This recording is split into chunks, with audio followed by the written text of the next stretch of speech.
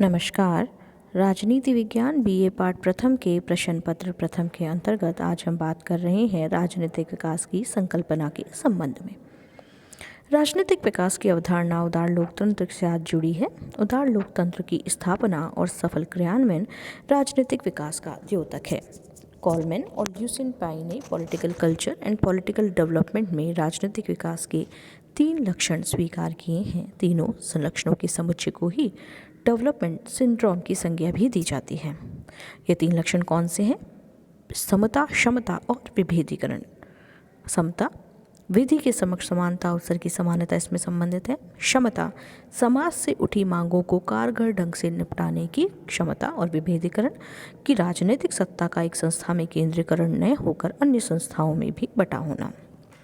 राजनीतिक विकास का दूसरा मॉडल गैब्रियल आमंड ने दिया है। आमंड एंड पावेल ने अपनी कृति कंपैरेटिव पॉलिटिक्स डेवलपमेंट अप्रोच में राजनीतिक प्रणाली की संरचनात्मक कृत्यात्मक विश्लेषण का विस्तृत विवरण देते हुए राजनीतिक विकास के 3 लक्षणों की पहचान की है। संरचनात्मक विभेदीकरण, संस्कृति का धर्मनिरपेक्षीकरण, राजनीतिक प्रणाली की कार्यक्षमता का विस्तार। संरचनात्मक विभेदीकरण अर्थात राजनीतिक प्रणाली के विभिन्न कृत्यों को संपन्न करने के लिए विशिष्ट संरचनाएं उभर कर आना। दूसरा, संस्कृति का धर्मनिरपेक्षीकरण अर्थात संस्कृति के धर्मनिरपेक्षीकरण से यहाँ अभिप्राय है कि व्यक्ति राजनीतिक गतिविधियों में भाग लेते हैं, अपने दृष्टिकोण को तार्किक बताते हैं और धर्मांधता से हटकर व्यक्ति तार्किक होते हैं। और तीसरा, राजनीतिक कार्यप्रणाली या राजनीतिक प्रणाली की कार्यक्षमता का विस्तार। 4 तरह की कार्यक्षमता का विवरण आमंड और पावेल ने किया है। पहला, विनियमन क्षमता की स्थापना के लिए विधि सम्मत बल प्रयोग की क्षमता। दूसरा, दोहन क्षमता, समाज और अंतर्राष्ट्रीय पर्यावरण के प्राकृतिक एवं मानवीय संसाधनों को उपयोग की क्षमता। तीसरा, वितरण क्षमता, मनुष्य समूह में हितलाभ वितरण की क्षमता। और चौथा, प्रत्युत्तर क्षमता, समाज और अंतर्राष्ट्रीय पर्यावरण में आने वाली मांगों का उपयुक्त उत्तर देने की क्षमता। अब हम राष्ट्र निर्माण राज्य निर्माण की बात करेंगे। राष्ट्र निर्माण से अभिप्राय पूरे राष्ट्र के लोगों के लिए निष्ठा का एक ही केंद्र विकसित करना, ताकि वे अपनी निष्ठा को अपने संकीर्ण समूह के प्रति सीमित न रखकर पूरे राष्ट्र को अपनी निष्ठा का केंद्र बना लें। वहीं राज्य निर्माण का अर्थ है कि व्यक्ति का एक ऐसा केंद्र विकसित करना जो संपूर्ण राज्य में शांति और व्यवस्था कायम कर सके, सब जगह अपना आदेश लागू करा सके, राज्य की सुरक्षात्मक एवं कल्याणकारी सेवाओं को देश के कोने कोना में पहुंचा सके। राज्य निर्माण और राष्ट्र निर्माण परस्पर पूरक क्रियाएं हैं। यदि राज्य अपनी सुरक्षात्मक और कल्याणकारी सेवाओं को पूरी कुशलता के साथ देश के कोने कोने में पहुंचाने को तत्पर हो, भिन्न भिन्न जाति, धर्म, भाषा, संस्कृति से जुड़े लोगों के मन में उसके प्रति विश्वास पैदा होगा और वे राज्य के प्रति अनन्य निष्ठा प्रदर्शित करेंगे। रजनी कोठारी ने अपनी उनकी कृति state and nation building a third world perspective में लिखा है कि राज्य निर्माण राष्ट्र निर्माण की संकल्पना किसी देश के विकास के राजनीतिक पक्ष को दर्शाती है, जबकि आधुनिकीकरण का सरोकार विकास के आर्थिक और तकनीकी पक्ष से है। पश्चिम के राजनीति वैज्ञानिकों ने भ्रम फैलाया है कि तीसरी दुनिया के देशों को आधुनिकीकरण करना चाहिए, विकास स्वयं आ जाएगा। कोठारी का मत है कि विकासशील देशों को पहले विकास के राजनीतिक पक्ष अर्थात राष्ट्र निर्माण पर बल देना चाहिए। पश्चिम में भी औद्योगिक विकास से पूर्व राष्ट्र राज्य निर्माण हो चुका था। अब हम राजनीतिक विकास और राजनीतिक पतन पे थोड़ी बात करेंगे कि सैमुअल हंटिंगटन एक विचारक हैं जिन्होंने राजनीतिक विकास की अवधारणा का विवेचन political order in changing society और political development and political decay पुस्तक में किया है।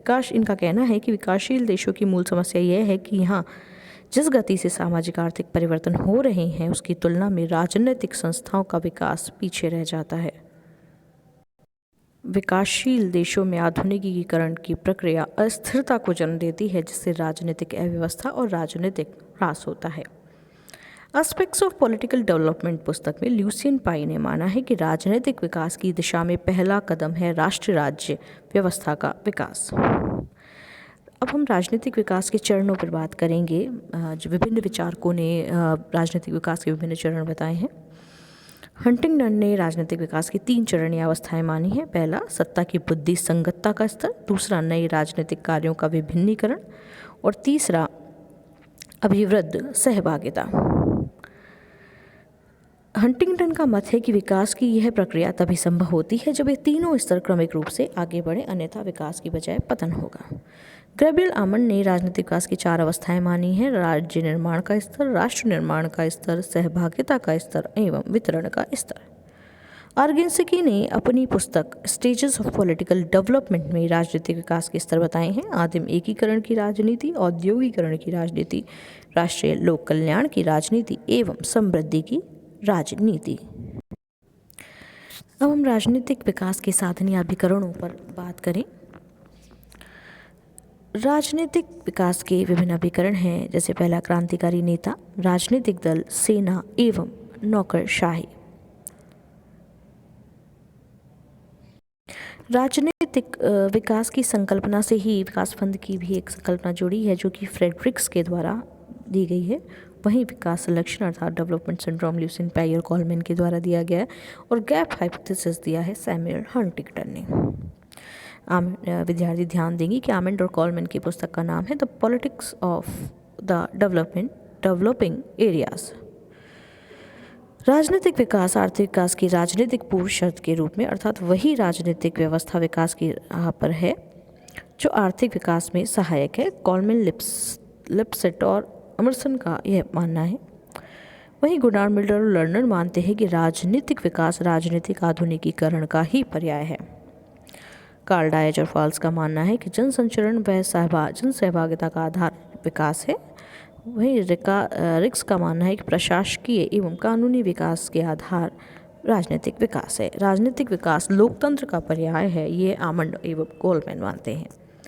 एक राजनीतिक व्यवस्था राजनीतिक दृष्टि से विकसित हो सकती है, किंतु राजनीतिक दृष्टि से आधुनिक भी हो, यह आवश्यक नहीं है। जिन्होंने बुक लिखी थी political development a general theory and Latin America के स्टडी, ये कहते हैं कि राजनीतिक विकास राजनीतिक आधुनिकीकरण और संस्थाकरण का जोड़ है। रिक्स राजनीतिक व्यवस्था में समता और क्षमता पर बल देते हैं। विकास के लिए व्यवस्था को समानता और क्षमता में संतुलन बनाए रखना होगा। यह संतुलन तभी संभव होगा जब वामपंथी और दक्षिणपंथी शक्तियाँ राजनीतिक व्यवस्था में मौजूद हों। वामपंथी शक्तियाँ समानता और दक्षिणपंथी शक्तियाँ क्षमता का विकास करती हैं। दोनों में संतुलन नहीं होने से राजनीतिक विकास फंद में फंस जाता है। राजनीतिक विकास के सिद्धांत निर्माण का सर्वप्रथम प्रयास आमंड का रहा है, किंतु राजनीतिक विकास के सिद्धांत निर्माण में रिक्स और जगुआराइव का भी पूरा योगदान रहा है। जगुआराइव ने विकास के विभिन्न स्तर भी बताए हैं। जगुआराइव ने 2 दृष्टिकोणों से विश्लेषित किया है राजनीतिक विकास को: यथार्थवादी दृष्टिकोण और प्रकार्यवादी दृष्टिकोण। यथार्थवादी दृष्टिकोण से विकास के स्तर हैं समाजीकरण, यंत्रीकरण और सामाजिक संगठन। समाजीकरण के अंतर्गत राजनीतिक एकीकरण, अतिरिक्त समाजीय विस्तार, अंत्य समाजीय विविधीकरण या ऑर्गेनिकी की आदिम एकीकरण की राजनीति के जैसा ही स्तर है। दूसरा यंत्रीकरण, जिसके अंतर्गत है औद्योगिकरण, विस्तार, अंतर्राष्ट्रीय विस्तार, राष्ट्रीय विविधीकरण, ये औद्योगिकरण के स्तर के समान है। तीसरा सामाजिक संगठन, सामान्यकृत संगठन, अंतर्राष्ट्रीयकरण, पुनः मानवीकरण, यह राष्ट्रीय लोक कल्याण व समृद्धि की राजनीति के समान है। दूसरा है उन्होंने जो राजनीतिक विकास को 2 स्तरों में बताया है। यथार्थवादी पे हमने बात की। प्रकार्यात्मक दृष्टिकोण में उन्होंने विभिन्न स्तर बताए हैं। पहला मॉडल निर्माण, दूसरा राज्य निर्माण, तीसरा राष्ट्र निर्माण और चौथा सामंजस्य निर्माण। इस प्रकार आज के अपनी इस वीडियो में हमने राजनीतिक विकास पर बात की। राजनीतिक विकास क्या है, उसके विभिन्न विद्वानों ने क्या लक्षण बताए, खासतौर पर ल्यूसिन पाई ने क्या बताया, आमंड ने क्या बताया है। साथ ही हमने राजनीतिक पतन पर भी बात की। हमने विभिन्न विद्वानों के राजनीतिक विकास में क्या दृष्टिकोण रहे हैं उनको समझा। राजनीतिक विकास के विभिन्न विद्वानों द्वारा बताए गए चरण और अवस्थाओं पर भी हमने बात की। अपने आगे आने वाले वीडियो में हम अन्य किसी टॉपिक पर चर्चा करेंगे। धन्यवाद।